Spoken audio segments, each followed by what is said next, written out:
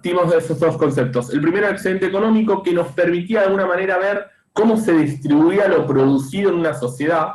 Nosotros siempre decimos que la economía política es la que se encarga un poco de, primera parte, explicar cómo se producen las cosas, las cadenas de valor, hoy vamos a ver un poquito de eso, y cómo se distribuye lo producido, entre quiénes se distribuye, entre qué clases sociales se distribuye lo producido. Eso por un lado es lo que vimos el otro día, y por el otro lado vimos el concepto que es el concepto de patrón de acumulación, que era un concepto no solamente económico, estaba formado de otras cuestiones de la teoría política y la teoría sociológica, que permite descubrir o analizar procesos históricos en base a este concepto predominante, ¿sí? O sea, nos permitía el concepto de patrones de acumulación guiarnos, lo que yo siempre decía es permite descubrir patrones históricos.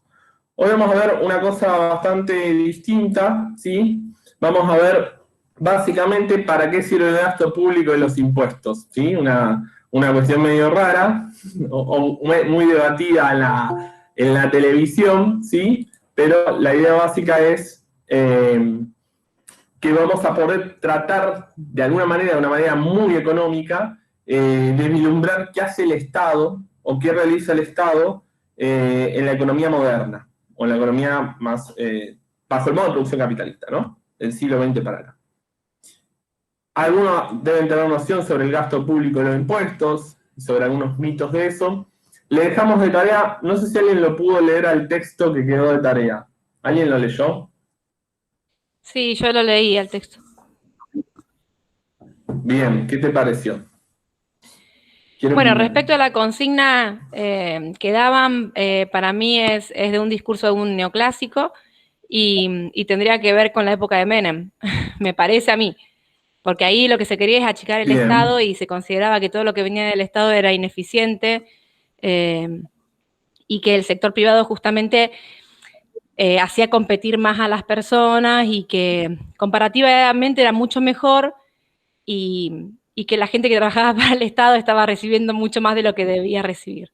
Me parece a mí, no sé, a lo mejor no.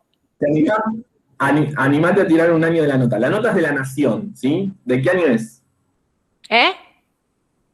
Parezco Guido Casca en los programas de preguntas y respuestas. Digo que tires un año de, para vos, ¿cuándo es esa nota? ¿De qué año es? Ay, tenía que ser un año. No sé, te pregunto. Quiero que tires un año. Y principios del gobierno de Menem para mí, cuando empezó a privatizar. 1992. Bien, 1. A ver. ¿Alguna otra que lo haya leído? ¿Tenemos que tirar fechas? Si quieren, yo para que nos divirtamos un rato. No vi si asentiste si era de los 90, pero para mí, si lo dijo Artana, puede haber sido más reciente también. Bien. La frase dice lo siguiente, ¿no? Dice, mientras José Luis Machinera redactaba su renuncia en el Palacio de Hacienda, ¿sí? El de Economía, básicamente, probablemente sin dar ninguna señal de que estaba enterado de la situación, Artana dijo, si uno mira, ahora explico quién es Artana, ¿no? Si no se entiende. Si uno mira los números del desempleo en la Argentina, se ve que está concentrado en la gente de baja calificación. Ah, no. No, claro, disculpa, Machinea es la época de la Rúa. Bien, ahora vamos. Y dice, y no es agradable lo que voy a decir, ya como que él lo va prediciendo, pero es de sentido económico, eso lo subrayaría como un sentido, por lo menos no dijo sentido común, ¿sí? Pero sí está, como que todos los economistas pensamos como él, básicamente, porque dice, no es agradable lo que voy a decir, pero es de sentido económico. Si el desempleo es muy alto es porque los salarios son muy altos. Vamos a quedar con esa frase y de esa frase vamos a... Ustedes me estarán preguntando qué tiene que ver esto con el gasto público, ahora vamos a ir ahí.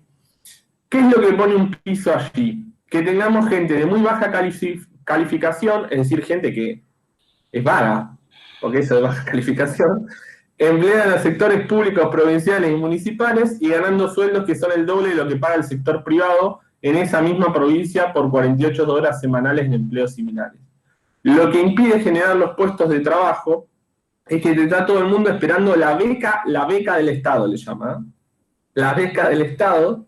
Esto es diario, pueden copiar y pegar y les va a aparecer la nota, porque si se puede trabajar como recolector municipal por 60 o 700 pesos de bolsillo, nadie, como si fuera recolector municipal, fuese digamos, un trabajo agradable, mejor que trabajar en una fábrica en una provincia pobre donde le paguen de 300 a 400. Ahí hay un error del tipeo, dice por 600 o 700 pesos de bolsillo. Y además tiene que trabajar muchas más horas. Bueno, la noticia del 2001, ¿sí? Final del 2001, antes del estallido social, creo. Artana era el viceministro de Economía, no es que era un opinador de televisión, ¿sí?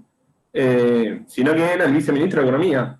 Y él cree, de alguna manera, y ahora después voy a ir al gasto público, pero está muy relacionado el tema del gasto público con el empleo, ¿sí? Por eso empiezo por esto.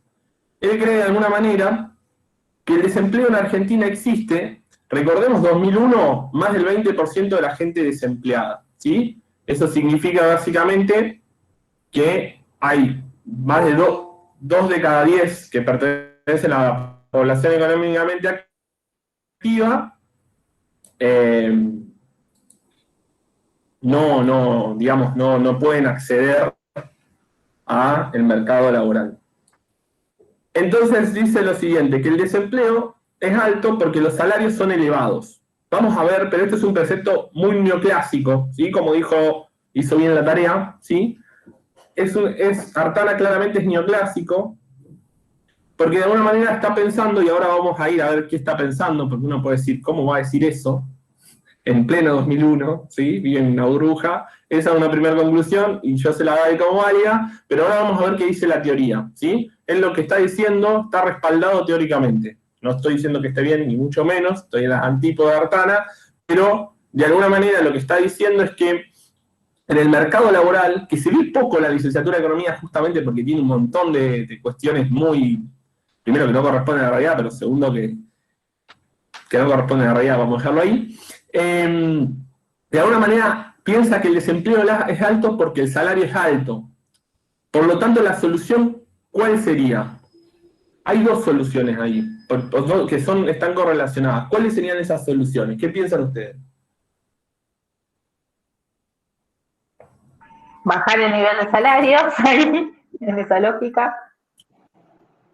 Bien, en realidad esa es la principal, ¿no? Porque si él entiende que si se bajan los salarios en el sector público, la gente del sector público se va a trasladar al sector privado, donde va a empezar a cobrar más.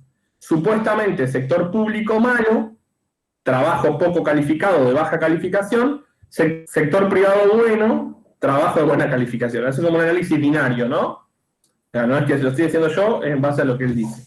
Él dice, bueno, entonces, si es un vago, yo voy a hablar en términos coloquiales, si es un vago y está ganando mucho, bajémosle el salario y que se esfuerce en el sector privado por un salario. Así va a subir, así resuelve el problema del desempleo de Artana, pleno 2001. ¿Sí? Este era el diagnóstico del Palacio de la Ciencia mientras se prendía el fuego argentino. Pero, ¿por qué piensan así? ¿Sí? Vamos a salir del análisis más, sí, no deja de ser político, ¿no? Pero vamos a hacer un análisis un poquito más económico. Y con esto podemos remontarnos a Keynes, porque lo que piensa Artana, es muy parecido, vamos a decir, igual a lo que pensaban los teóricos hace 80 años de que Artana vivía, ¿sí? Y lo voy a contextualizar. En 1929, la mayoría debe saber que hubo una de las más grandes crisis del capitalismo mundial, llamada la crisis de Wall Street, pero eso fue un fenómeno puntual, pero sí la Gran Depresión, lo que se denominó históricamente como la Gran Depresión, 1929-1930, se extendió casi durante una década. Esa Gran Depresión, lo voy a contextualizar un poco para entrar en el tema. Prometo llegar a esto público rápido. Esa Gran Depresión, la característica principal que tenía era una tasa de desempleo muy alta en los países desarrollados. Cuando digo muy alta, digo de dos números, ¿sí? Dos cifras. que un país desarrollado, ejemplo Estados Unidos, ejemplo Gran Bretaña, que tenía una tasa muy, muy elevada de desempleo, arriba del 25%, están como nosotros, bueno, salvando las distancias epocales y de cantidad de habitantes, es la tasa de Argentina del 2001, ¿no? Es una tasa muy parecida. Entonces los países desarrollados entran en una crisis, no me interesa por ahí andar las causas de la crisis, pero sí sus soluciones, ¿sí? Esa crisis no era una crisis de inflación, es decir, de un aumento de precios, sino que era una crisis de desempleo. Empezaron a ver, los teóricos de esa época, de que la gente buscaba trabajo, pero de alguna manera el capitalismo no se los daba, o no se los otorgaba, ¿sí? El diagnóstico, entonces, ¿qué decían estos teóricos neoclásicos? ¿Y qué decía Artana, no? Porque Artana en el 2001, 80 años después, sigue leyendo los mismos libros, nada más que ahora en color y con de fondo de cultura económica, pero sigue leyendo los mismos libros que en 1930. ¿Qué dice Artana? ¿O qué piensan? ¿Cuál es el diagnóstico? Bueno, en realidad, el trabajo se establece en un mercado, como los zapatos, o como las plantas, o como estoy mirando las cosas en mi libro, o como los libros, ¿sí? Hay una oferta y una demanda de trabajo. ¿Quiénes ofrecen trabajo? Los trabajadores y las trabajadoras. ¿Quiénes demandan trabajo? Los empresarios. Como si no hubiese relaciones de poder, ¿sí? Eso es lo primero que uno puede decir. Como si no hubiese relaciones de poder. Hay gente que oferta trabajo y hay gente que demanda trabajo. Y esa oferta y esa demanda se ponen de acuerdo en la cantidad de horas que tiene que trabajar cada uno y en el salario que le tiene que pagar al trabajador, ¿sí? Es una teoría que de alguna manera, a través de gráficos que no me interesa mostrarlos, lo que nos está mostrando es que no hay relaciones de poder, ¿no? El trabajador se sienta a una mesa y dice, yo por 8 horas quiero 50.000 pesos mensuales. El empresario dice, no, te doy 30. Y así negocian hasta que llegan a un punto de equilibrio en donde ambos están satisfechos, ¿sí? Eso es lo que dice la teoría. No me voy a extender la teoría clásica, no me interesa, pero el diagnóstico, ¿cuál es? Que los salarios son muy altos. Entonces los empresarios no quieren contratar mano de obra. Eso se llama poca demanda de trabajo, ¿sí? O sea, no hay poca demanda de trabajo. Las empresas demandan poco trabajo. ¿Pero por qué? Porque el salario está más alto que ese salario de equilibrio. Es un salario muy elevado. Es la primera crítica que le hacen a los gobiernos cuando ponen un salario mínimo, ¿no? Salario mínimo es un salario donde uno puede comprar, se supone, toda la canasta de bienes y servicios necesaria para vivir. Si no la podemos comprar, seríamos pobres. Pero ese salario mínimo va a ser criticado también por estos teóricos. ¿Por qué? Porque está por encima de ese equilibrio. Induce a los pobres empresarios, ahora sí voy a poner mi postura, a demandar poco trabajo. Si capaz, sigo con el razonamiento de Artana y sigo con el razonamiento de los neoclásicos, capaz si nosotros bajamos un poquito el salario, los empresarios van a dar más trabajo. ¿Cómo solucionamos el problema del desempleo? Reduciendo el salario real. Reduciendo el salario real.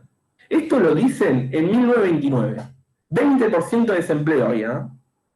Y la gente no podía comprar las cosas. Y lo dicen en el 2001, lo dice el viceministro de Economía. Es como que Guzmán diga ahora, no Guzmán porque es el ministro, pero no sé quién es el ministro.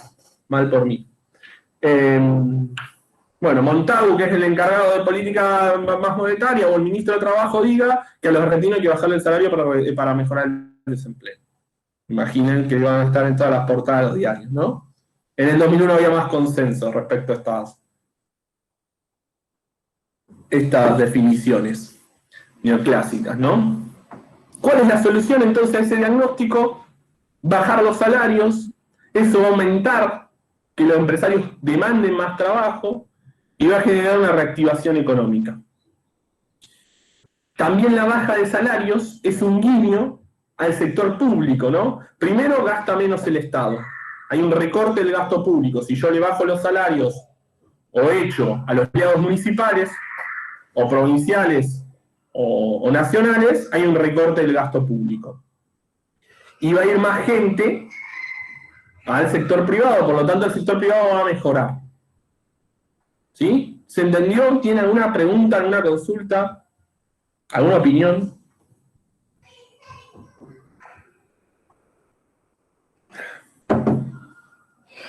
¿No? ¿Ninguna? Anímense, ¿eh? Dame un segundo. Ahí está. Bien. Entonces, el desempleo, el diagnóstico y la solución están ahí, ¿no? El problema es que quizá, no me quiero meter mucho en esto, pero quizás tan mal del vamos, digamos, plantea la teoría, que es lo que va a decir después Keynes. Les traigo esto que aparece ahora en pantalla, es un diálogo entre el presidente de Estados Unidos y Pigou. Pigou era el economista más importante de los neoclásicos. ¿Sí? El presidente se crearían necesariamente vacantes por medio de la reducción de salarios.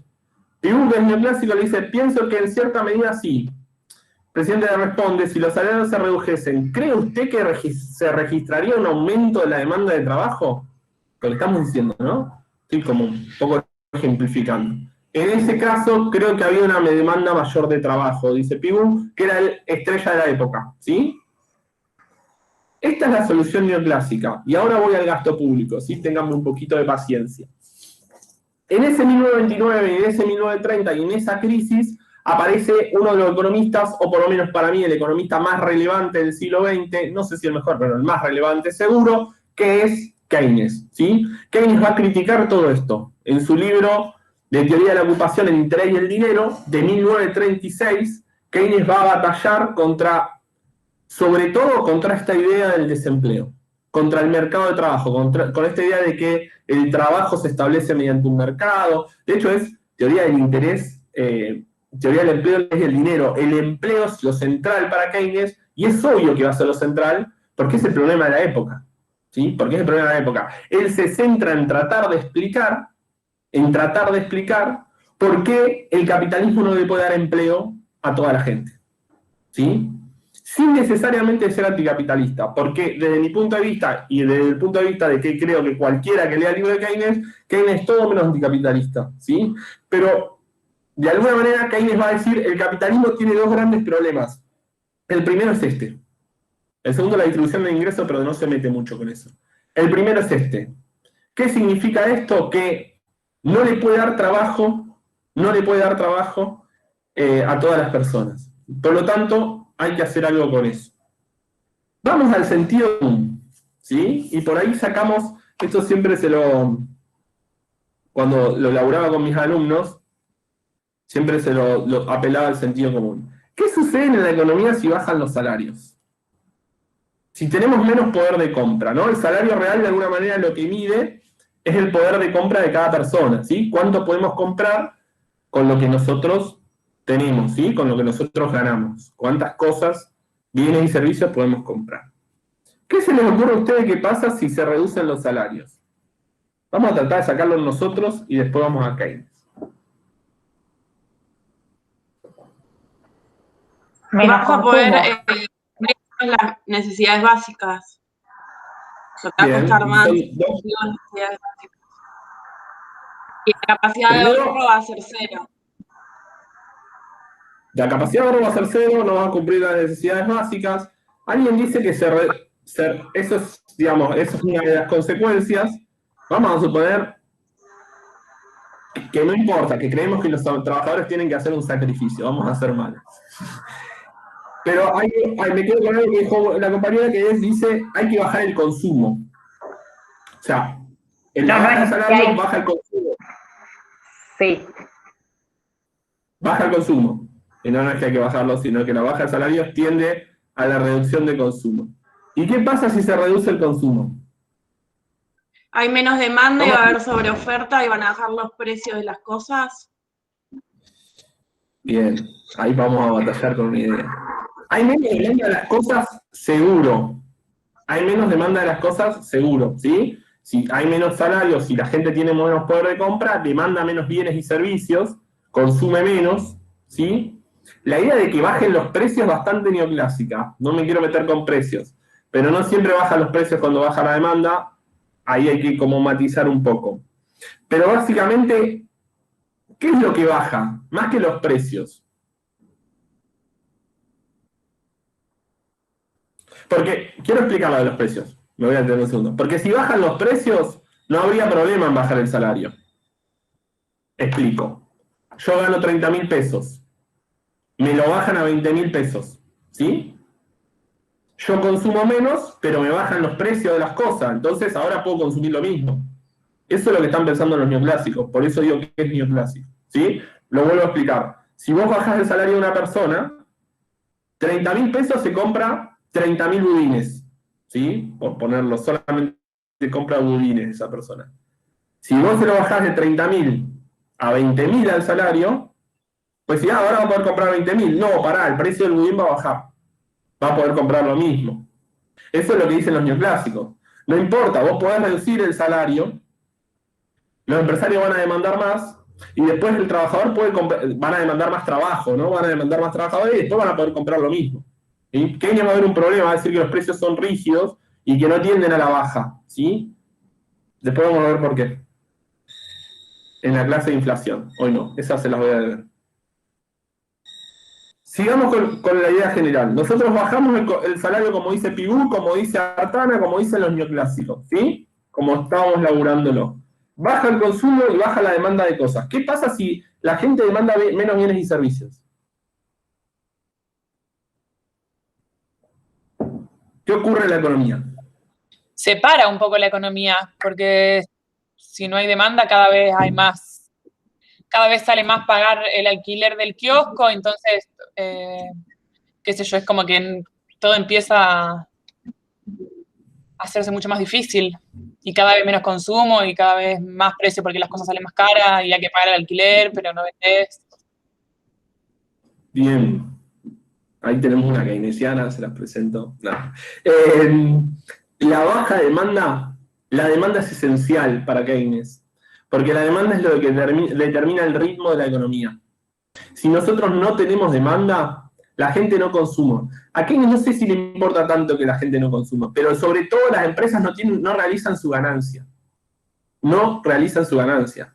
El empresario realiza la ganancia cuando vende sus productos. Si la gente no tiene poder adquisitivo para comprar esos productos, no realiza su ganancia. Y estamos en un problema si el empresario no realiza su ganancia. Si realiza su ganancia, no va a invertir, porque va a ver que no va a ganar, y entramos en una espiral que se llama espiral recesiva, una espiral hacia abajo. ¿Qué es lo que hay que frenar?, dice Keynes. Y ahora sí nos metemos con Keynes. El pensamiento keynesiano de alguna manera piensa que la reducción y el gasto público y los salarios, porque reducir los salarios de los empleados municipales es reducir el gasto público, genera una menor capacidad de consumo de las... Es obvio esto, ¿no? Pero esa menor capacidad de consumo hace que las empresas vendan menos. Incluso no solo que vendan menos, porque en Keynes juegan mucho las expectativas futuras. El empresario piensa que no va a vender nada en un futuro. Y por lo tanto, ¿quién va a invertir productivamente en un escenario que piensa que nadie va a vender nada? Nadie. ¿Sí? Nadie. Esa caída de la inversión reduce la producción, y si reduce la producción, yo tengo obreros de más y obreras de más. Primero le recorto las horas, después las echo. Como empresario estoy hablando, ¿no? No soy empresario. Pero el remedio fue peor que la enfermedad, en las palabras de Keynes, según lo dice en el libro. El remedio de tratar de reducir los salarios y el gasto público empeora las cosas, no las mejora. Hay una idea de equilibrio que es falsa, dice Keynes. Keynes va a decir un montón de cosas, y la verdad que es un autor a que a mí me encanta, no porque yo sea keynesiano, porque sus ideas son revolucionarias para ese tiempo, porque entiende la economía. Primero entiende mucho el sistema capitalista, pero después entiende que la economía no está en equilibrio. Entiende que los teóricos neoclásicos parten de una idea equivocada, de que la economía tiende sola al pleno empleo. Es decir, a que todos tengamos trabajo, que todas las máquinas estén funcionando. Y eso para Keynes no va a ser así. La economía puede estar en situaciones de equilibrio, pero con mucho desempleo. En palabras de Keynes, el sistema capitalista no garantiza que la gente esté empleada. No quiere decir eso que Keynes sea comunista, porque si no entraríamos en un análisis blanco-negro que es horrible y pésimo aparte, pero la idea básica es que lo que va a decir Keynes es que el gasto público, la reducción del gasto público, la reducción del ámbito estatal como del presupuesto, el ajuste presupuestario, vamos a decirlo con las palabras del 2020, lo que hace es empeorar las cosas. Nunca un keynesiano puede ajustar. Nunca. Porque en realidad el motor de la economía para Keynes es la demanda. ¿Sí? El centro de la economía es algo que se denomina, y ahora lo vamos a ver, demanda efectiva. La demanda efectiva es verdaderamente cuánto pueden comprar los ciudadanos y ciudadanas de un país.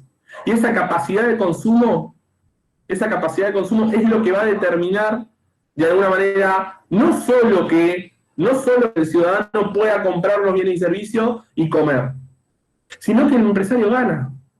Keynes lo que está viendo es que ganan todos en su sistema, en el sistema que él piensa. ¿Sí? Él dice, no me quiero ir de mambo con Keynes, pero él dice, no brindamos una solución desde el Estado, vamos a tener un problema social grave. ¿Por qué dice Keynes esto? ¿Por qué se le ocurre que a Keynes está buscando esta salida? ¿Por qué es bueno? ¿Por qué Keynes dice esto? No escuché, ¿lo podrías repetir?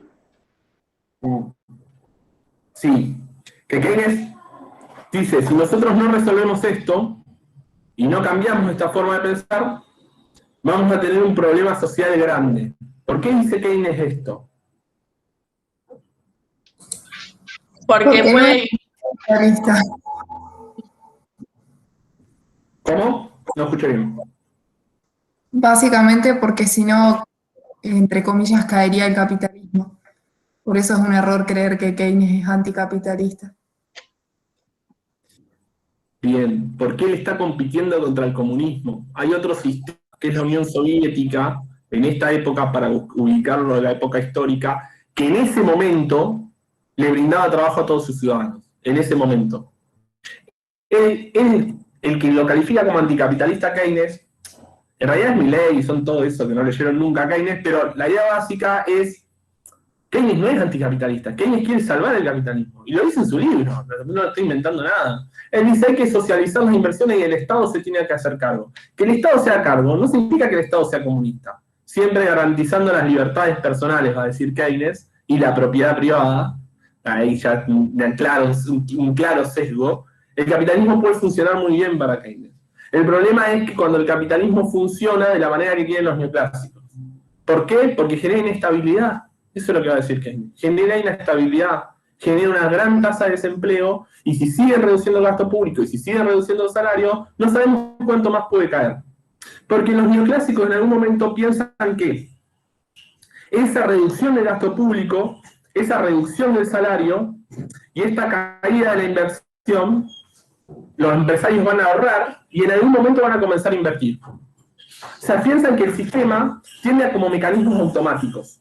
Uno puede reducir el público, puede reducir los salarios, va a haber menos consumo, es verdad, va a haber menos inversión, pero esa menos inversión se traduce en ahorro. Y ese ahorro en algún momento lo van a invertir y el sistema va a volver solito a repuntar. La idea básica de Keynes es que eso no funciona de esa manera, que no sabemos hasta cuándo puede caer. Y que si no hacemos nada, estos tipos se nos van a revelar. ¿Sí? O sea, porque claramente tienen una menor capacidad de consumo. Si alguno tiene otra lectura de Keynes, bienvenida sea, la discutimos. Pero la idea básica es que la neoclásica para Keynes es un círculo recesivo, una espiral recesiva que nunca se termina. Ajustar sobre una población ya ajustada, no solo no tiene mucha creatividad económica, sino que tampoco soluciona de fondo las cosas, las empeora. Y acá vamos al rol del gasto público. Y lo voy a poner, traje un ejemplito, ¿sí? Hice un ejemplo ayer, de cómo el gasto público puede dinamizar la economía. Para Keynes, ¿cuál es la solución? La solución, el motor de la economía, más que el consumo incluso, es la inversión. ¿Cuál es el problema en una economía que no crece? Que nadie quiere invertir. Nadie quiere invertir porque no hay consumo. Entonces, como nadie quiere cumplir ese rol de inversor, es el Estado, a través de sus mecanismos, a través de su presupuesto, el que tiene que compensar con esa inversión. Esto en Estados Unidos se va a conocer como el New Deal, ¿sí? Incluso ahora hablan del Green New Deal y un montón de otras cosas que están como reversionadas. El New Deal fue un pacto que se dio en ese momento de un gran aumento de las obras públicas. Si hay algunos historiadores acá, que creo que hay un par, lo puede contar mucho mejor que yo, pero la idea básica es que era un plan económico para reactivar, de alguna manera, la economía estadounidense. Incluso, la idea de planes quinquenales durante los primeros 2 gobiernos peronistas y la idea de un montón de planes que hubo en América Latina responden un poco a las ideas keynesianas, un poco, ¿sí? Algunas más, otras menos, no voy a entrar en ese debate, pero es una idea epocal la de Keynes, ¿no? Keynes claramente gana la batalla de ideas y se instala, por lo menos en el mundo no capitalista, esta idea del New Deal y de las obras, y del aumento de obras. ¿Hasta acá vamos bien? ¿Se entendió? ¿Sí? Más o menos. Si no me frenan. ¿Qué propone Keynes? Keynes dice que el gasto público puede reactivar la economía, ¿sí? Yo traje un ejemplo, así no nos metemos, esto se llama teoría de la demanda efectiva. La teoría es mucho más compleja que esto, ¿sí? Pero bueno, traje un ejemplo como para que lo podamos por lo menos visualizar. Vamos a suponer que el Estado hace un hospital por 100 millones de pesos, ¿sí? El Estado argentino. En época de crisis, ¿no? Ese hospital, ¿sí? Lo gana alguna empresa, gana la licitación, ¿no? Generalmente se hace pliego de condiciones y una empresa gana la licitación. Vamos a suponer que esos 100 millones, ahora tenemos un hospital nuevo, ¿no? La empresa construye un hospital de 100 millones y ahora el Estado tiene un activo, tiene a su favor un edificio que vale 100 millones de pesos, que es un hospital. La pregunta es, listo, ¿se acabó ahí? Digamos, ya está. O sea, el Estado hizo algo por 100 millones de pesos y ahora tenemos los hospitales. No, va a decir Keynes. El aumento del gasto reactiva la economía. Porque esa empresa, con esos 100 millones de pesos, le va a tener que pagar a sus trabajadores, ahí le puse en el ejemplo 80 millones, ahí en la filmina, y el empresario se queda con 20, y los trabajadores, que antes no tenían trabajo y ahora sí, porque la empresa lo tuvo que contratar para hacer el hospital, los trabajadores tienen que comer, y tienen que comprarse pilcha, y tienen que comprarse cosas para vivir.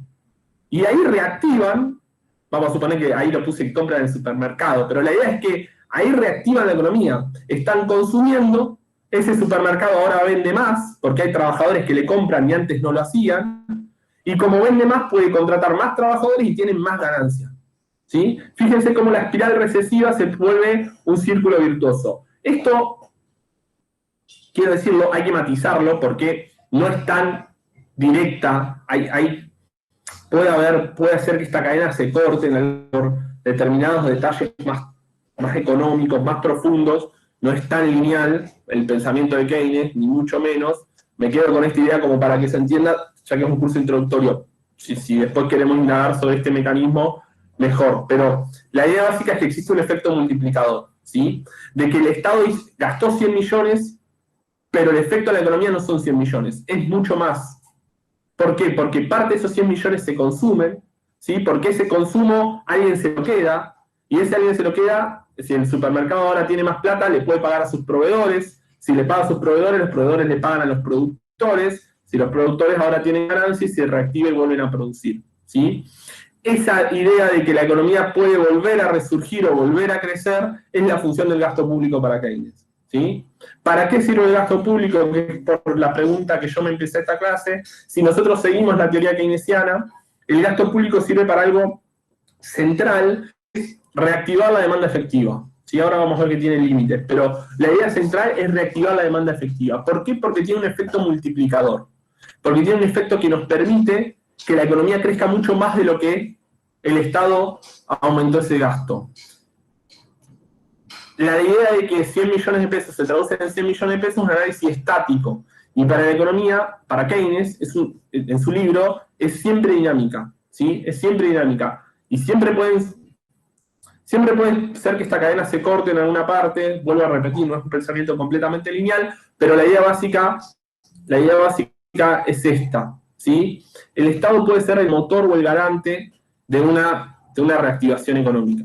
De hecho, lo pongo en un ejemplo histórico de hace poquito, ¿no? La pandemia. La mayoría de estados, ¿qué hicieron ante la pandemia? Gastaron más. Eso no hizo que la economía no caiga, porque estás en un contexto muy particular, donde hay una restricción de demanda y una restricción de oferta al mismo tiempo, es decir, nadie produce, y nadie compra, porque hay un achicamiento total, pero el Estado la única que le quedó es tratar de hacer transferencias directas de dinero, por ejemplo, el IFE, el ingreso familiar de emergencia en Argentina. ¿Y qué hacía la gente que cobraba el IFE? Bueno, iba y consumía del supermercado. ¿Y el supermercado qué hace? Bueno, va y le paga a sus proveedores, productores, lo que sea, para que le traigan material, y eso le permite ganarse el mes, y así sucesivamente. Con esto no estoy diciendo que era un contexto especial, pero el Estado argentino, la función, hay que salir del análisis de, bueno, le dan una plata y listo, nada más, porque la función económica de eso es mucho mayor, ¿sí? Después podemos analizar la función social y podemos discutir si esas asignaciones directas de dinero son eficientes, no son eficientes, si son un derecho. Todo eso podemos estar 2 horas discutiéndolo. Lo que yo me quiero hacer centro es en el efecto que esas decisiones tienen, ¿sí? En el efecto económico que esas decisiones tienen. ¿Vamos bien? Si hablo yo muy rápido, se me van ocurriendo las ideas.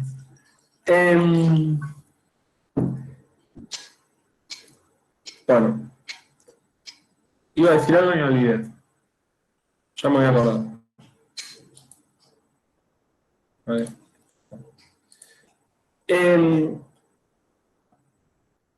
¿Cuál es la respuesta para Keynes?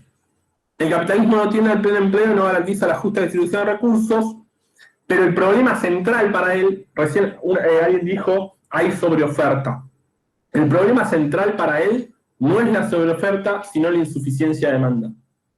¿Sí? O sea, en realidad el capitalismo tiene los recursos para incentivar la demanda. Por eso no está tan de acuerdo con la idea marxista de sobreoferta, ¿sí? De que se produce mucho y los individuos no puedan comprar. Lo ve como un lado, como la otra cara de la moneda, como una insuficiencia de demanda, que esa insuficiencia de demanda, producto de que la gente no tiene plata o no tiene un salario bajo, deprime el consumo y la inversión. Y el problema central es pensar que el ahorro trae inversión. Y acá me voy a detener un segundito. El Estado gasta, y en base a eso, lo voy a tratar de explicar de la manera más sencilla. Los empresarios invierten, y en base a lo que invierten ganan. No necesitan ahorrar para invertir. No es que el ahorro acumulado por no invertir y por una economía recesiva después se va a trasladar a inversión. Keynes lo que está criticando ahí es algo que se llama ley de Say, de que la oferta genera su propia demanda. Para Keynes no es así. O sea, no hay alguien que ahorre y que genere demanda cuando lo gaste, ¿sí? No hay alguien que ahorre y el ahorro se traduzca en inversión. Para Keynes la economía funciona al revés. El Estado el empresario invierte y en base a lo que invierte gana. Si ahorra siempre, nunca va a ganar. Porque la ganancia del empresario está en el aparato productivo, ¿sí? El rol central es el de la inversión. Incluso la idea de austeridad, que es una idea que es la del neoliberalismo en general, ¿no? La idea de que hay que gastar poco es contraproducente para Keynes. La idea de sacar y ajustar genera mayor conflicto, no lo soluciona, ¿sí?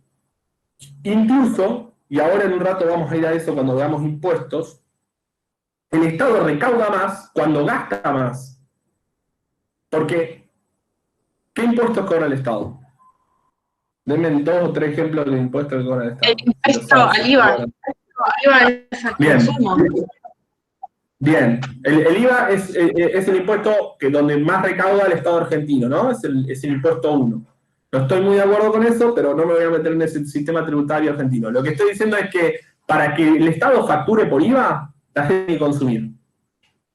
Si el Estado no gasta, la gente no consume. Y por lo tanto recauda menos. Los liberales o los neoliberales dicen, bueno, hay que gastar menos para mejorar el presupuesto. En un rato lo vamos a ver. Para que el Estado no gaste mucho. Sí, pero si gastas menos, recaudas menos. Nunca vas a poder solucionarlo.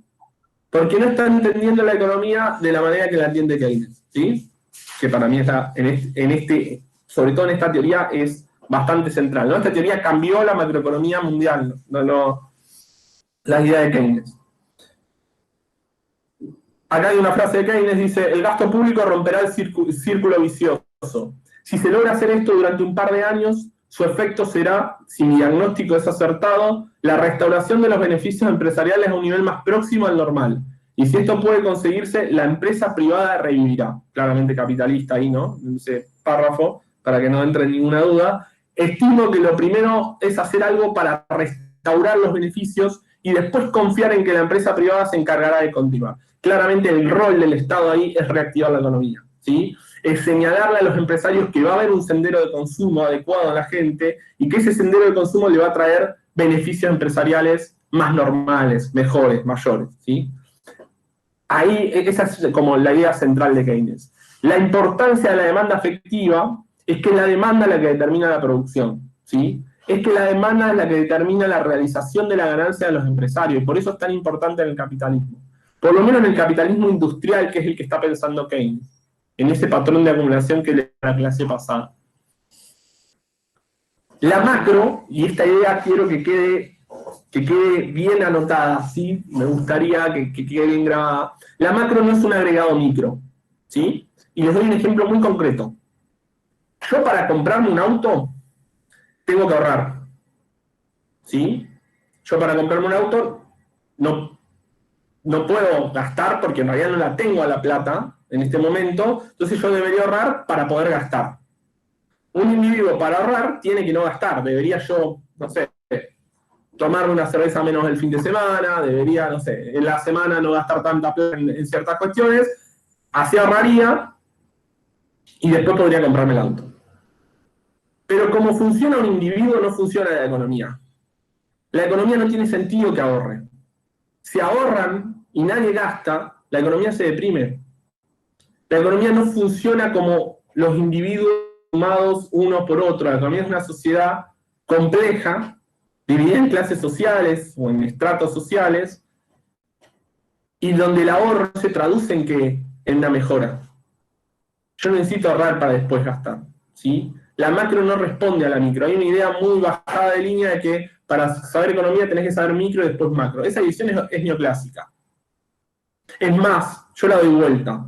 Para saber micro tenés que saber macro. O sea, vos tenés que entender cómo funciona el modo de producción, tenés que entender el gasto público, los impuestos, para después entender los sucesos individuales o empresariales, ¿sí? La doy vuelta. Sí, generalmente los neoclásicos piensan que la macro es un agregado a la micro. Y es más, siempre van a verlo en la tele, ¿sí? O en los diarios. Cuando escribe un economista neoclásico siempre compara al Estado con la familia, a la economía como un individuo que actúa aisladamente, ¿sí? Es propio de la metodología neoclásica. Tratar de individualizar la economía o que sea una micro agregada. Esto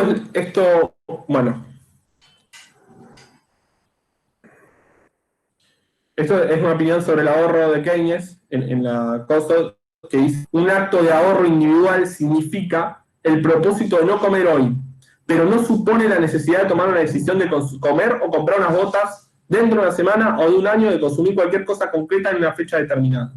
De este modo deprime los negocios la preparación de la comida de hoy, sin estimular a los que preparan algún acto futuro de consumo. No es una sustitución de demanda de consumo presente por una de demanda futuro, sino una disminución neta de la primera, ¿sí? ¿Qué está diciendo esto? Traducido más al castellano, igual yo creo que lo explica bastante bien, es que si todos ahorran hoy, o si la economía, o si los empresarios no invierten, porque en realidad ya está empezando a invertir y todos ahorran, eso no significa que inviertan mañana. ¿Por qué no van a invertir mañana? Porque nadie está consumiendo, porque esa es una economía depresiva, nadie va a querer invertir en una economía con poco poder adquisitivo, sobre todo si sos del sector industrial. ¿Acabamos bien? ¿Sí? Bien, díganme que sí o que no, que más o menos, o comenten, o si tienen una pregunta, dámela. Sí, vamos bien. Sí, todo bien. Bien. Genial. De paso aprovecho de tomar agua porque me da una sed. Bueno. Hay un problema con el aumento del gasto, ¿sí? Porque si no, nosotros podríamos pensar que la solución únicamente es, bueno, Argentina que aumente mucho el gasto público y se solucionan todos sus problemas, ¿no? Hay un problema con eso, bastante, hay varios problemas con eso, No sé si, a ver, mándenme un segundito, porque quizás mejor, no, lo voy a borrar después, háganme acordar. Hay un problema con el aumento del gasto, ¿no? La solución keynesiana, primero Keynes escribe para Gran Bretaña y Estados Unidos, no está escribiendo para Argentina, ni lo conoce Argentina, así que ahí tendríamos algunos problemitas, ¿no? Acá hay un límite, y en un ratito lo vamos a ver. Esa es como la idea de gasto público. Ese es como el primer debate que yo quería, por lo menos, traer hoy. Ahora vamos a pasar al segundo. La idea básica, ¿cuál era? Hay un problema concreto, que es el problema de que la gente no tiene trabajo. La solución no clásica es bajar los salarios. Hay un salario muy alto, mayor que el del equilibrio. Ya vimos que la solución de Keynes no, y que la reactivación de la economía viene por el gasto público. ¿Para qué sirve el gasto público? Para reactivar la economía, ¿sí? Porque ese gasto tiene un efecto multiplicador que no solo garantiza que las personas puedan satisfacer sus necesidades, sino que el empresario pueda ganar. De hecho, desde mi punto de vista, Keynes fue literal el salvador del capitalismo, porque en ese momento corría con ventaja la Unión Soviética, en ese momento. Y en ese sentido, podemos discutir algo que es muy de hoy, ¿sí? Lo traje a Keynes y uno me puede decir, bueno, Keynes murió hace bastante, ya está. Si bien las ideas de Keynes se pueden ver hoy y se pueden ver en cualquier programa de discusión donde esté el ministro de Economía, que es bastante keynesiano en alguno de los sentidos, pero la idea básica es que, ¿cuál es el debate de hoy? Y hay como dos posturas de acuerdo al Estado, ¿sí? La primera es la idea más ortodoxa o neoclásica de que el Estado no puede gastar más de lo que le ingresa. Esa es una idea que se llama presupuesto equilibrado, ¿sí? O teoría convencional de las finanzas del Estado. El Estado es como una familia. Ahora lo voy a explicar. ¿Qué significa que sea como una familia? No puede mejorar las variables reales. ¿Qué significa eso?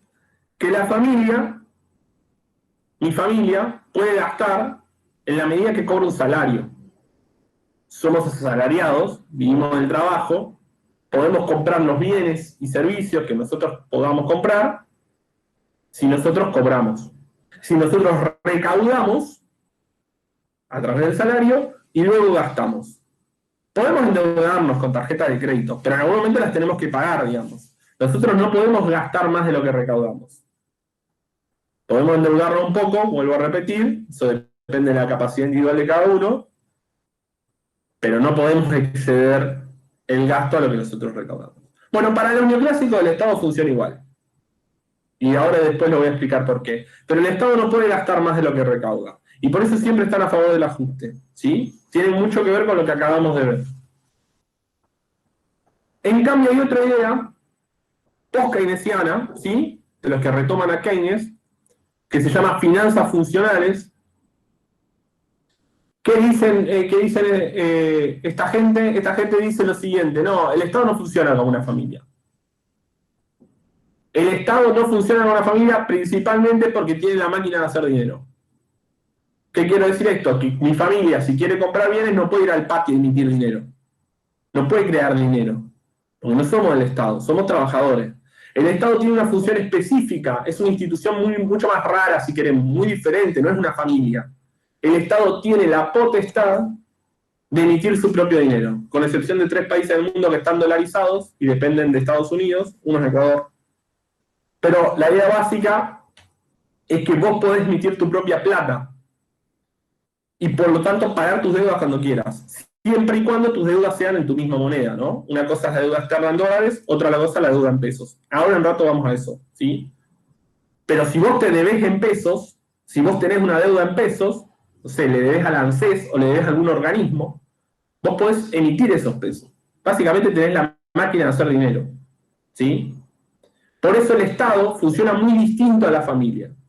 No quiere decir que, con esto no quiere decir que el Estado puede emitir a lo loco, porque hay límites y lo vamos a ver que hay límites. Pero sí la idea de que funciona bastante distinto. La vemos. Esto es un detalle técnico. El presupuesto tiene como 2 resultados. Uno se llama primario y otro financiero.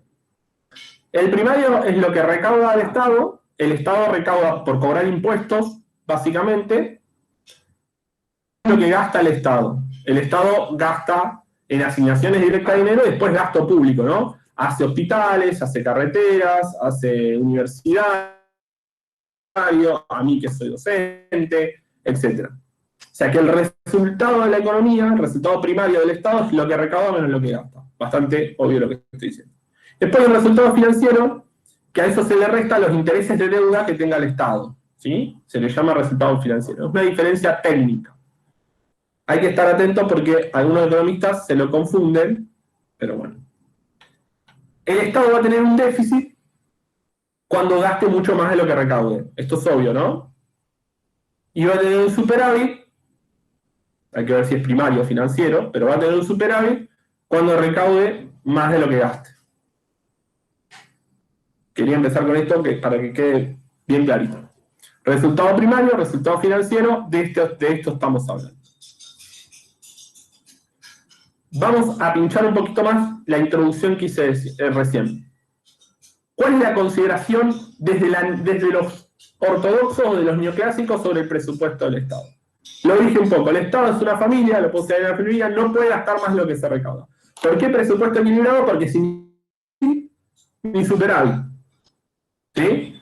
No hay déficit ni superávit, es un presupuesto equilibrado. Es como si ustedes cobraran 35.000 pesos y gastan 35.000 pesos. Quedan en cero.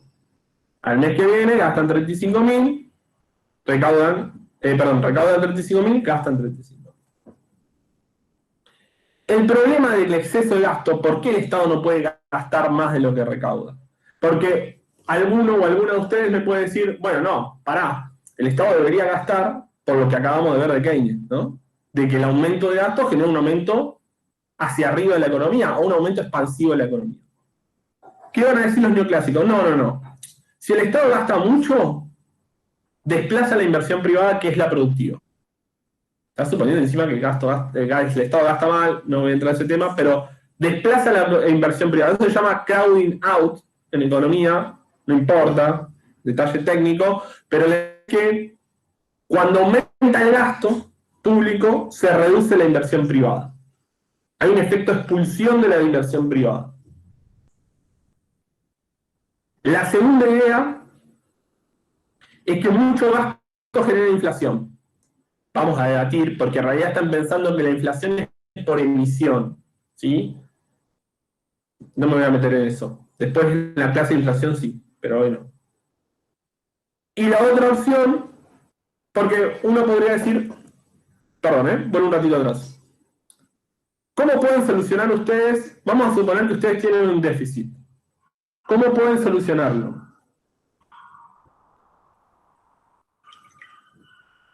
Yo les doy, soy ortodoxo y les digo, un presupuesto tiene un déficit, ¿cómo lo solucionan?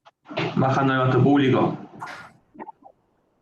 Bajando el gasto, ¿no? Pero yo les digo, uy, no, por bajar el gasto la gente me va a linchar. ¿Qué pueden hacer si no bajan el gasto? Endeudate. ¿Subir impuestos? Subir los impuestos. Claro, ¿por qué? Pues yo le podría decir a un ortodoxo, no me bajés el gasto, tratá de recaudar más. El problema es que el subir los impuestos para ellos también es un problema. Porque si subís los impuestos, los empresarios no van a querer invertir. Entonces, no me queda otra, es una encerrona teórica, digamos, no me queda otra que bajar el gasto. Si los impuestos no los puedo tocar, porque si toco los impuestos, los empresarios se van a asustar y no van a invertir. Si aumento, impuestos no puedo tocar, la única que me queda es bajar el gasto. Si yo bajo el gasto, es la solución que yo tengo desde la consideración ortodoxa del presupuesto. Medidas de austeridad le llaman en España y en Europa, pero son medidas de austeridad, es esto, es ajuste, ¿sí? Después empiezan a sacar los diarios de que el Estado gasta mal en este lado, que gasta mal en otro lado, pero en realidad son todas consideraciones que están respondiendo a esta teoría, ¿no? Ideológicamente están pensando en el presupuesto equilibrado. No están pensando que el Estado puede gastar más de lo que recauda. Ideológicamente, aunque no lo sepan, el sentido común responde o les dice de que el Estado no puede gastar más de lo que se recauda. ¿Por qué? Porque la teoría neoclásica tiene una gran ventaja sobre nosotros los que pensamos diferente. que es más de sentido común. Ninguno de nosotros y nosotras puede gastar más de lo que uno ingresa. Entonces, de sentido común, pensar que el Estado tampoco. El problema es que el sentido común, en la economía lo que se trata es de develar las cosas que están por fuera del sentido común, y esta es una, ¿sí? Por lo menos esa frase es de Marx, ¿sí? La economía no es lo que se nos presenta a nosotros, sino las leyes invisibles que están por detrás y que tenemos que poder describir. En ese sentido, ¿cómo ocurre? Ahí ya les puse un ejemplo. Se aumenta el endeudamiento del Estado a través del gasto, ¿no? El Estado se endeuda a sí mismo y gasta más para hacer hospital y para reactivar la economía. Los individuos saben, miren, los individuos tienen expectativas perfectas, ¿sí? Racionales, saben que en un futuro muy cercano, como el Estado se endeudó y tiene que pagar esa deuda, le van a subir los impuestos.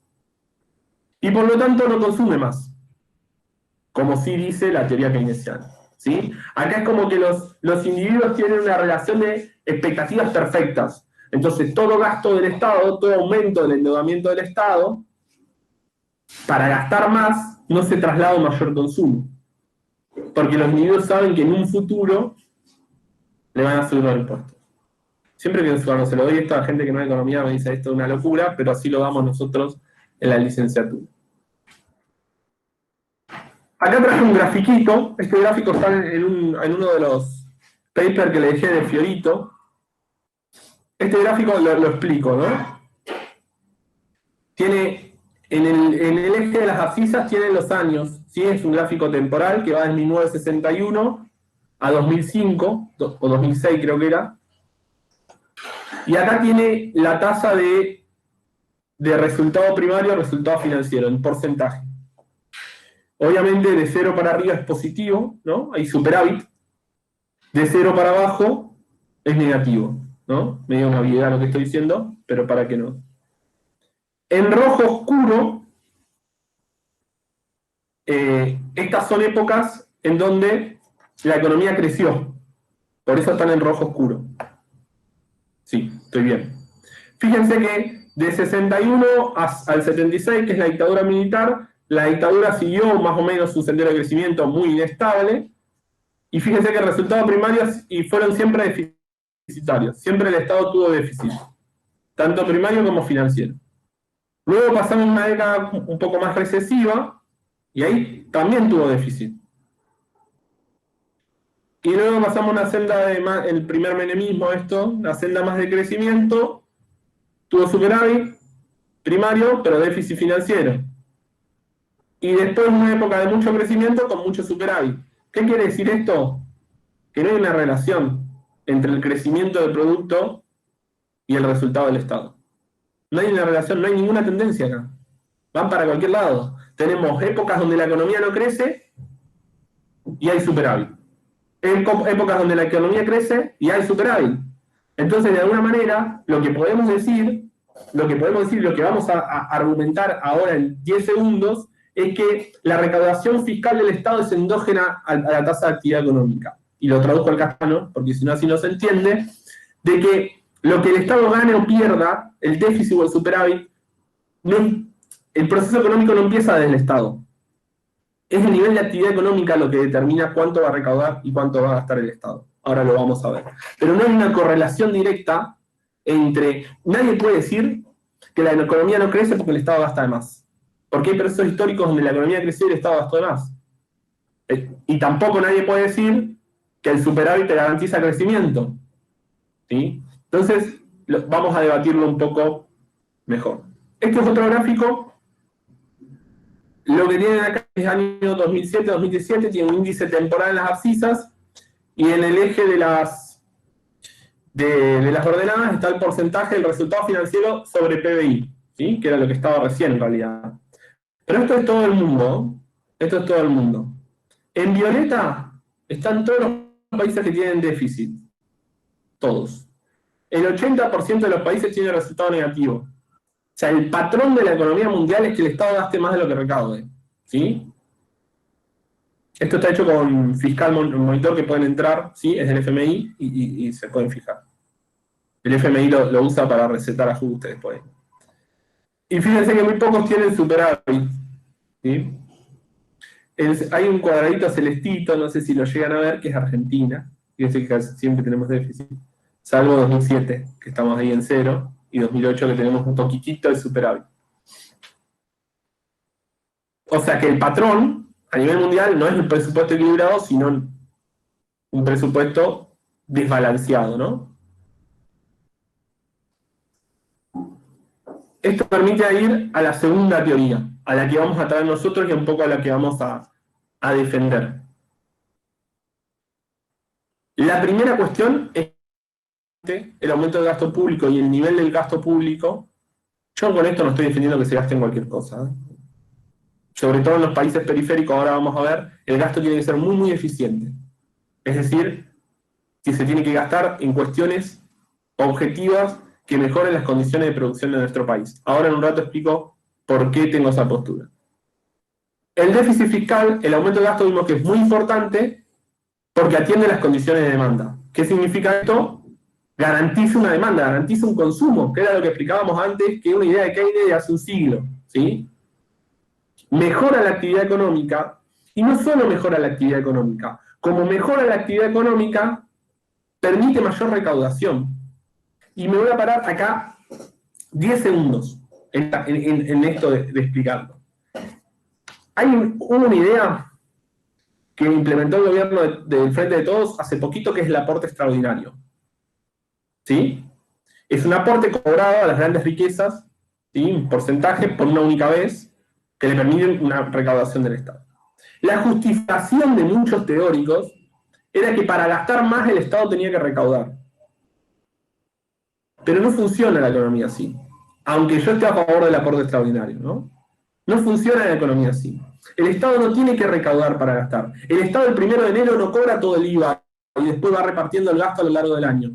La economía es una ciencia muy dinámica. No es que el 1 de enero la municipalidad cobra el TGI, la provincia cobra el API, el Estado cobra el impuesto a los combustibles y a la retención a las exportaciones y cobra también el IVA. No cobra los impuestos del 1 de enero y en base a eso gana. Yo ya sé que existe un presupuesto que se vota en el Congreso, pero eso es un presupuesto estimado. Lo mismo que el de la municipalidad, lo mismo de la provincia. ¿Por qué digo que es estimado? Porque vos podés saber cuánto vas a gastar, pero nunca cuánto vas a recaudar. Porque la recaudación no depende de vos, no depende del Estado. Depende del nivel de actividad económica. Si vos tenés un nivel de actividad económica muy acelerado, vas a recaudar más. Si te va de mucho impuesto, vas a recaudar menos. Claramente, como pasa en Argentina. Entonces, la idea principal es que el resultado fiscal, con eso dije anteriormente, el resultado fiscal es endógeno a la tasa de actividad. ¿Qué estoy diciendo? Justamente lo que acabo de explicar. De que lo que el Estado recauda depende de lo que el Estado gasta. Y no al revés. El Estado no necesita el aporte extraordinario para pagar el ingreso familiar de emergencia. Porque el Estado no quiere hacer dinero. Ahí hay un error teórico fundamental y que las finanzas funcionales vienen a criticar. El Estado gasta y después recauda. No es una familia. No es una familia. Acá robé una frase que dice, a menos que tenga una fábrica de pan, el Estado no puede repartir pan. Salvo que el Estado tenga una fábrica pública de pan, ¿no? Pero sí tiene una fábrica de dinero, el cual es un bien no perecedero, es decir, no pierde valor, o sea, no se degrada, con bajo costo de producción, porque es muy barato, bajo costo de almacenamiento y bajo... Puede gastar todo lo que quiera, dado que gastar es esencialmente transferir ese dinero a otras personas. ¿Sí? ¿Alguna duda, comentario del tema polémico? ¿Se entendió? Sobre todo lo del resultado fiscal endógeno. Cada vez que alguien les diga eso, respóndanles que las finanzas funcionales, que el Estado no funciona así. ¿Sí? ¿Qué instrumentos tiene el Estado? Te pregunto, te puedo preguntar, porque con esto tiene que ver con la emisión, la última frase que estabas diciendo. Y dicen que con la emisión, cuando hay emisión, empieza a haber otros problemas, como, ¿cómo se llama? La inflación, bueno, cosas que tienen que ver con eso.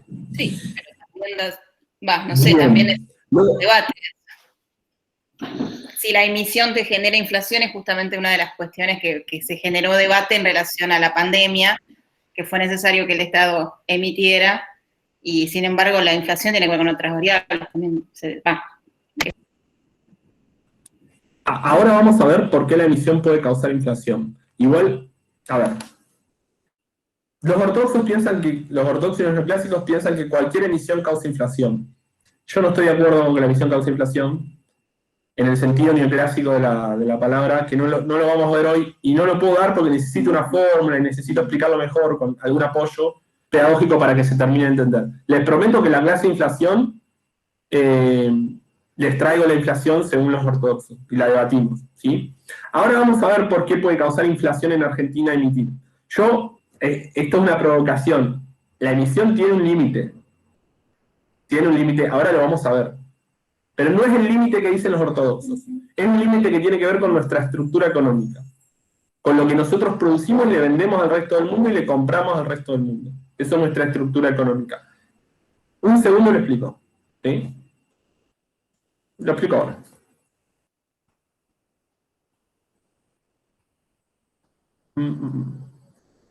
Ahora lo explico un ratito. En un rato lo explico. El límite de la emisión. Está buenísima la pregunta, porque sobre todo hay una idea muy puntual de que la emisión causa inflación. Los ortodoxos dicen que eso sucede porque hay mucho billete dando vuelta y baja el valor del billete. O sea, están pensando en un subastador, que se llama subastador barraciano, que en realidad que si alguien aparece en un helicóptero y tiraría dinero, automáticamente todos los productores subirían el precio de sus cosas. Después no voy a explicar bien la clase de inflación, prometo quedarme un poco más. Esa idea en Argentina es completamente irrisorio plantearlo, sobre todo porque uno de los supuestos de esa idea es que la gente no quiere más dinero. Y decir eso en Argentina es bastante... Después lo voy a contextualizar, pero lo prometo, en la clase de inflación lo damos.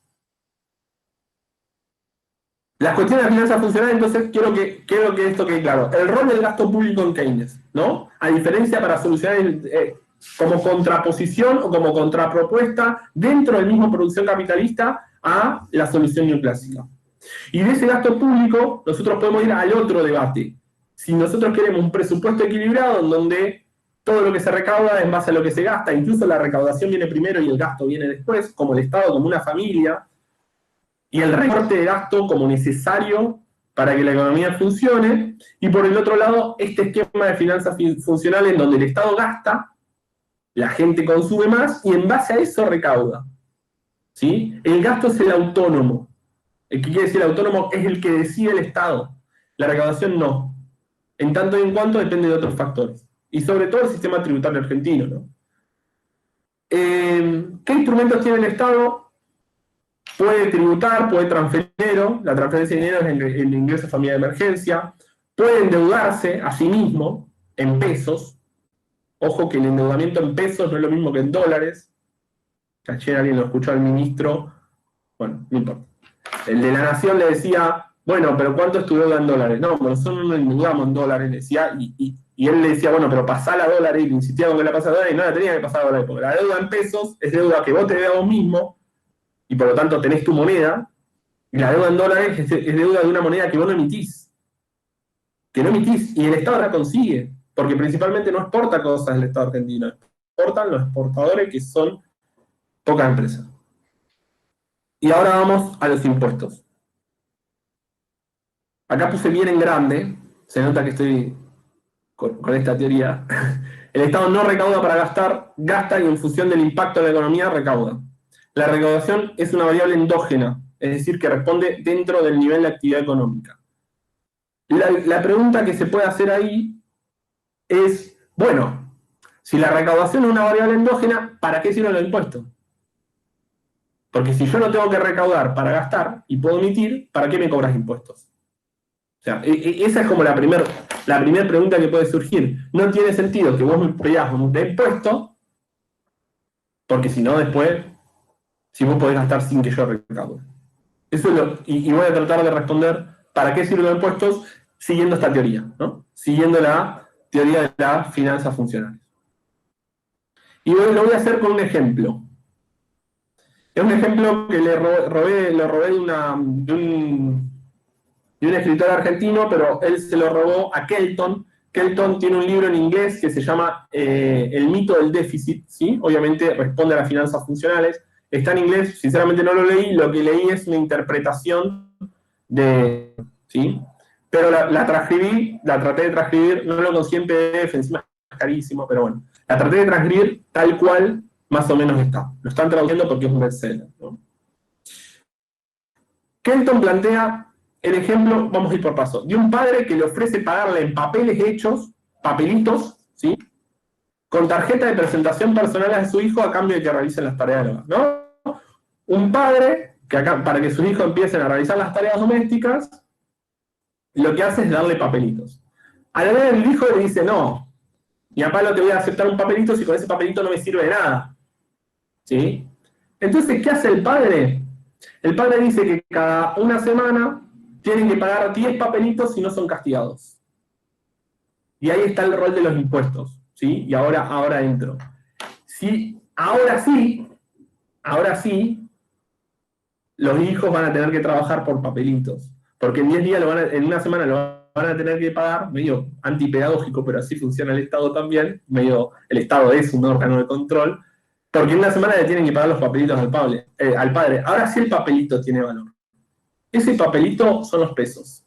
El Estado nos cobra impuestos porque el Estado con eso se asegura la demanda de la moneda estatal. Incluso les doy un ejemplo concreto. Año 2001, año 2000. El Estado emite cuasimonedas. Patacones, Lecop, Lecor, no sé, de todo. Tenían 1 millón de colores de cosas.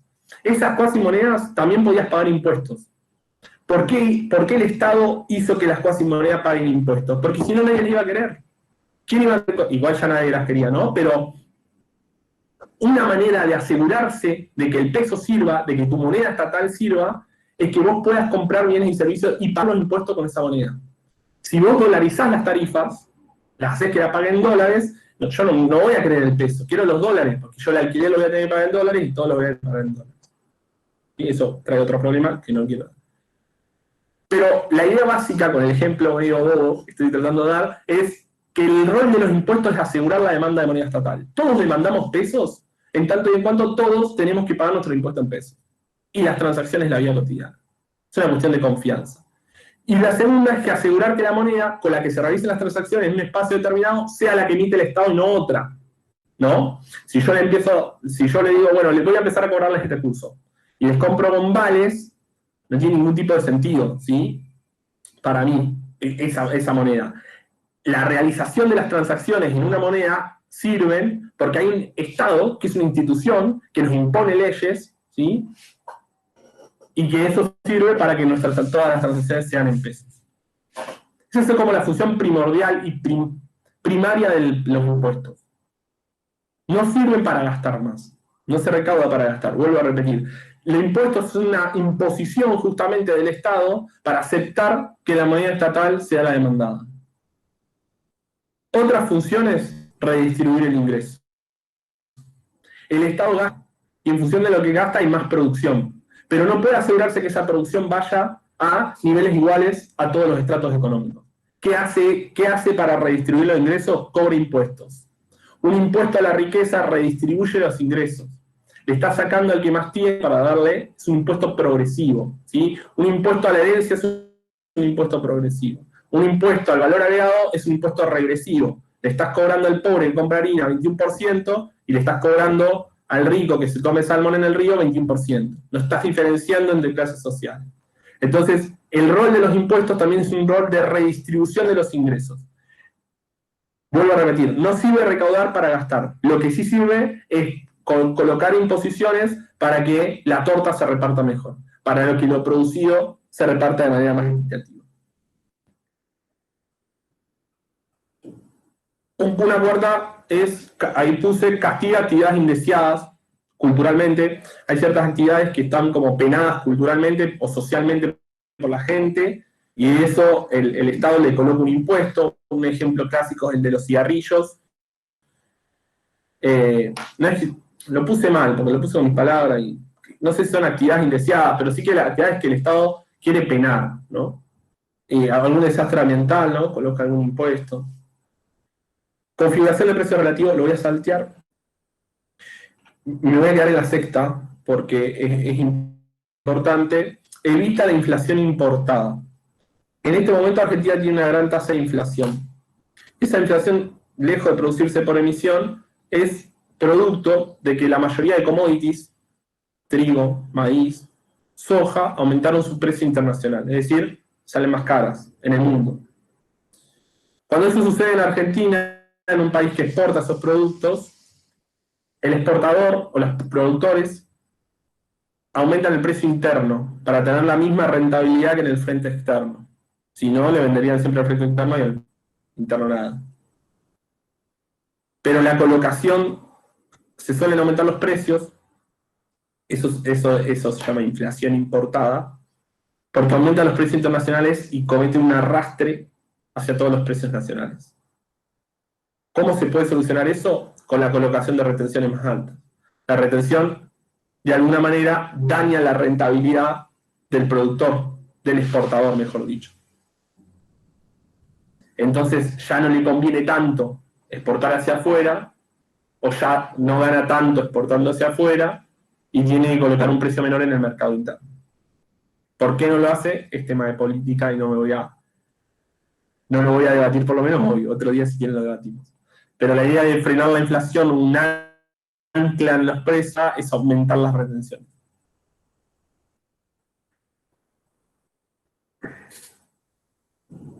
Este es el rol de los impuestos en general. El rol primario, asegurar la demanda estatal, asegurar que la moneda que se use para las transacciones sea la moneda de pesos, y las otras, no secundarias, porque tengan menos valor, pero sí vienen después, redistribuir el ingreso, una vez luego de haber gastado y que la torta se haya producido,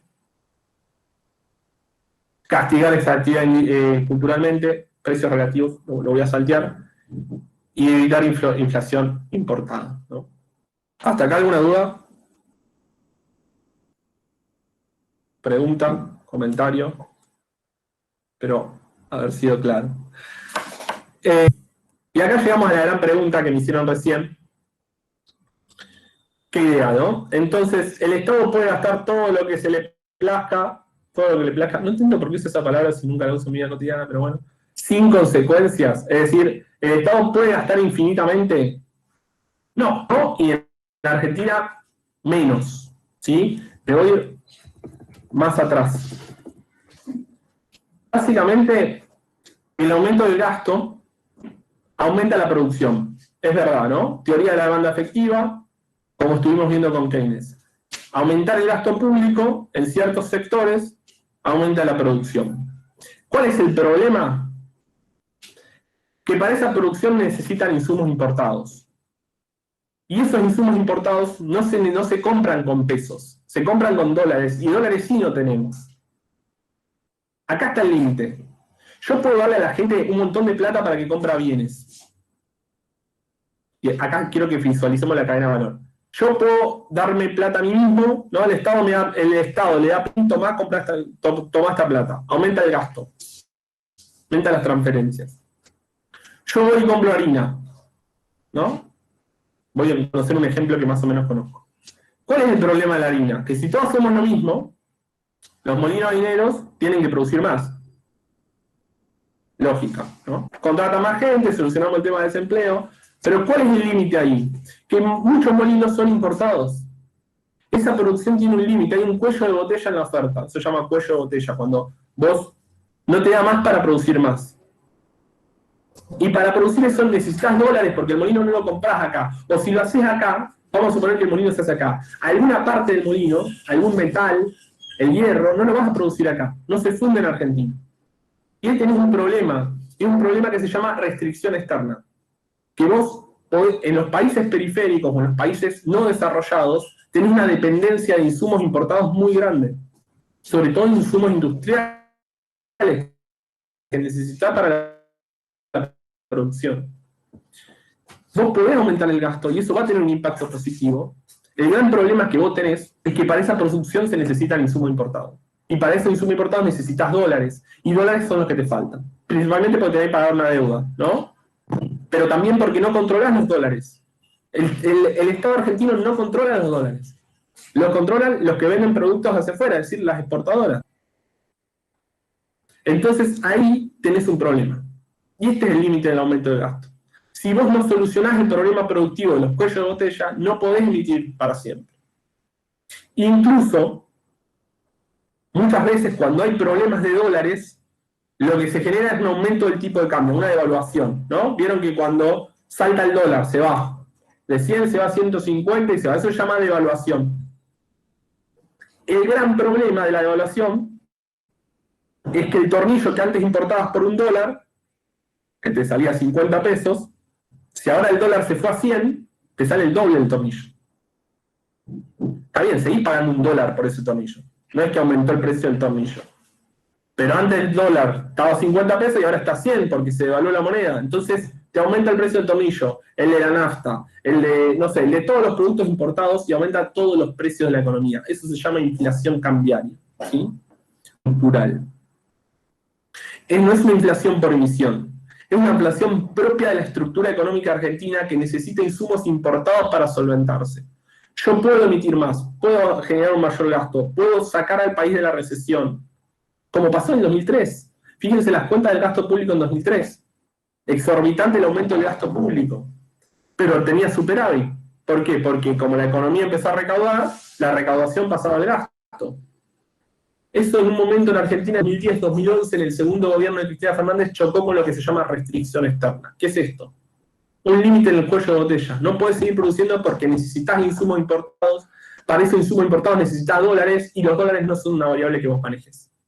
De hecho, el aumento de retenciones al campo en 2008 es la necesidad un poco de controlar alguna de esas variables o de que esa ganancia que tenían los exportadores se redistribuyan internamente. Lo voy a poner con un ejemplito. Con el ejemplo del hijo, ¿no? Supongamos que el hijo, ahora los hijos, esos que cambiaban los papelitos, ¿se acuerdan que lo dije recién, no? Cambiaban los papelitos por actividades domésticas y la función del impuesto es que a los 10 días le tenían que pagar al padre con el papelito. Pero el padre los castigaba. Medio antipedagógico, pero el Estado es parecido, ¿no? Supongamos que el hijo encargado de alimentar al perro tuviera que ocuparse de comprar la comida del perro. Hay un hijo que le tiene que comprar la comida del perro, tiene que armar. Pero la comida del perro no se compra con las tarjetitas, porque esas tarjetitas funcionan dentro de la casa. La tiene que comprar con pesos. Para esos pesos, ¿qué hace el hijo? Va y le dice, por tantas tarjetitas, dame pesos, así voy a comprar la comida para el perro. Se genera un tipo de cambio, ese es el tipo de cambio. Cada 5 tarjetitas, $1, ¿sí? En Argentina, cada 100 pesos, $1. Estoy yendo al ejemplo como para que se entienda. El hijo puede acumular muchas tarjetas, puede hacer muchas tareas domésticas, y de hecho la emisión de tarjetas es infinita en la casa, porque el papá maneja la máquina de tarjetas y hace las tarjetitas. El hijo puede tener todas las tarjetas que quiera, y puede cambiarle muchas tarjetas al padre por los pesos. ¿Cuál es el problema? Que el padre no controla los pesos que tiene. Es lo mismo que pasa en Argentina. Si le da muchos pesos al hijo, se queda sin pesos y no puede realizar otras actividades, ¿sí? Ahí tiene 3 opciones el padre. Le da los pesos y se queda sin pesos y no puede comprar otras cosas del hogar. Esto lo pasa lo mismo con el dólar. Le cambia el tipo de cambio, que significa que... Bueno, se me salió la pantalla. Le cambia un tipo de cambio, le pide más tarjetas por la misma cantidad de pesos. Eso es una devaluación, ¿sí? Le pide muchas más tarjetas por $1. O el famoso SMILE llamado CEPO, que se llama control de cambio, le dice al hijo, vos podés comprar esta cantidad de pesos. Más de esto no. En Argentina son $200. Este ejemplo es central para entender la restricción externa, ¿sí?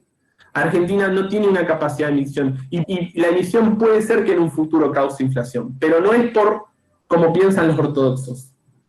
Es por la propia estructura económica, es una inflación cambiaria, no tiene que ver con la inflación que están diciendo ellos. Yo prometo la clase de inflación que lo vamos a elaborar un poco mejor a esto. Pero no quería quedarme o que se queden con esta idea de que la emisión de dinero y que el Estado gaste es infinita. Hay una restricción que se llama restricción externa, que existe en Argentina desde 1930, ¿sí? Y no se ha podido industrializar, que la ha mejorado hasta 1976, donde la dictadura desmembró el proceso industrial y donde esa restricción externa tuvo otro carácter que después vamos a ver. Estas tres que están acá, el Estado puede gastar todo el plata, claramente la respuesta es no, pero el límite no está en la inflación. El límite está en este, o por lo menos para nosotros, para los que hacemos economía política, está en este límite estructural, ¿no? No emitimos la moneda con la que se negocia internacionalmente. Esto es Estados Unidos. De hecho, Kelton y muchos autores no se dan cuenta de la restricción externa, pero porque viven en países industrializados. Estados Unidos emite dólares, que es la moneda con la que se comercia en el resto del mundo, no tiene este problema.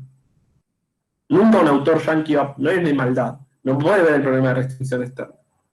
No vive en un país periférico, principalmente. Iba a decir algo más, por eso decía yo que el gasto del Estado tiene que ser eficiente. Tiene que solucionar estos cuellos de botella, tiene que hacer que dependamos menos de esas importaciones.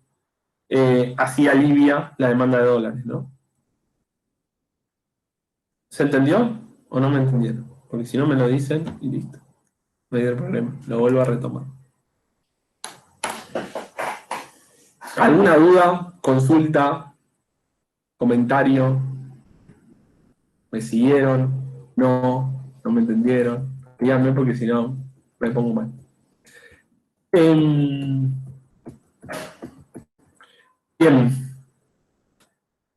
Acá compartir un segundo.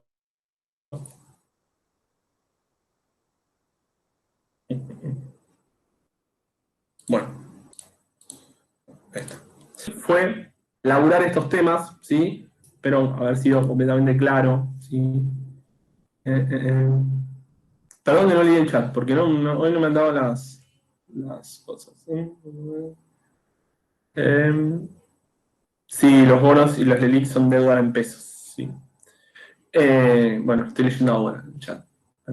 Perdón. La idea básica que hoy traté de esbozar en este poco tiempo, son clases que llevan un montón de tiempo, pero por lo menos para que se lleven como un paneo, es tratar de explicar el rol del gasto público, sobre todo en el tema del empleo, la diferencia entre lo que decía Keynes y lo que decían los neoclásicos, eso se puede revisar. En una segunda parte, traté de explicar este debate entre el presupuesto equilibrado, bien de la ortodoxia o bien de los neoclásicos, y las finanzas funcionales, un esquema muy nuevo que es post-keynesiano, no es nuevo, se labura hace bastante, pero ahora está como más en boga. Y en estas finanzas funcionales pudimos ver el rol de los impuestos y sobre todo el límite que tiene el gasto, o el límite que tiene, sí, el mayor gasto público en la economía argentina, ¿sí?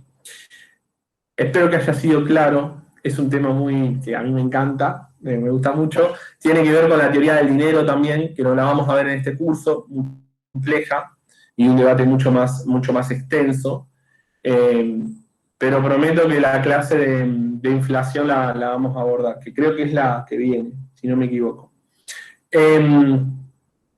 Las clases que vienen conmigo van a dar inflación, y conmigo también van a dar deuda, re pesado estoy, ¿sí?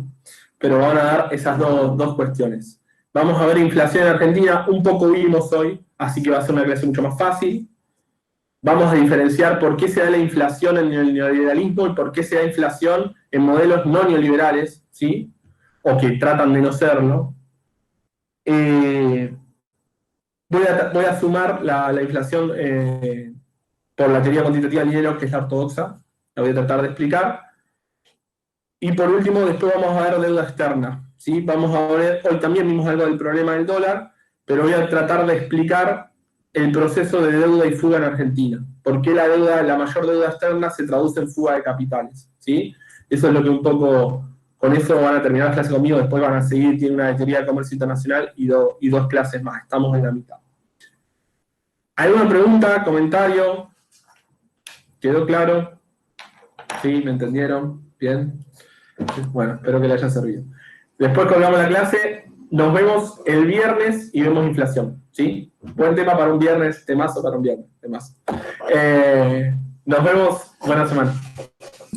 Adiós. Buenas, gracias.